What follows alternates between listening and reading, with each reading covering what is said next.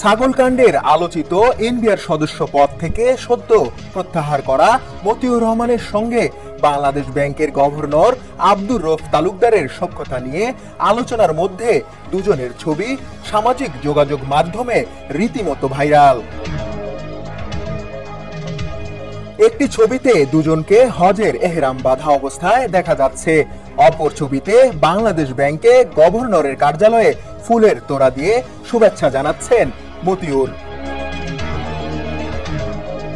2022 সালে 1 ফেব্রুয়ারি মতিউর রহমান 3 বছরের জন্য সোনালী ব্যাংকের পরিচালক নিয়োগ পান। বর্তমান গভর্নর আব্দুর রউফ তালুকদার ওই সময় অর্থ সচিব ছিলেন।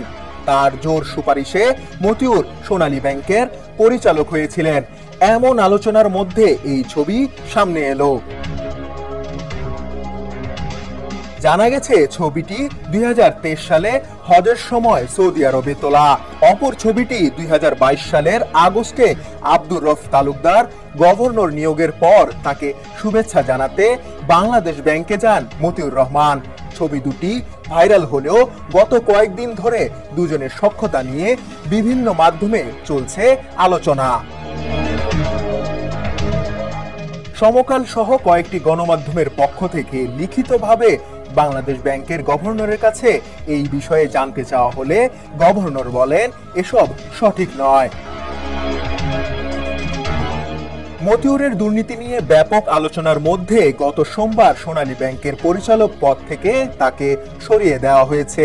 এর আগে গত রোববার কাস্টমস, এক্সাইজ ও ভ্যাট আপিলাত ট্রাইব্যুনালের সভাপতি পদ থেকে তাকে প্রত্যাহার করে অর্থ মন্ত্রণালয়ের অভ্যন্তরীণ সম্পদ বিভাগে যুক্ত করা হয়।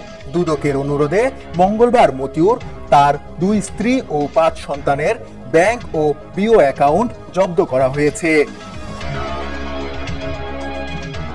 অনিয়ম দুর্নীতির মাধ্যমে বিপুল সম্পদের মালিক হওয়ার অনেক আগে থেকেই এনবিআরে আলোচিত নাম মতিউর রহমান।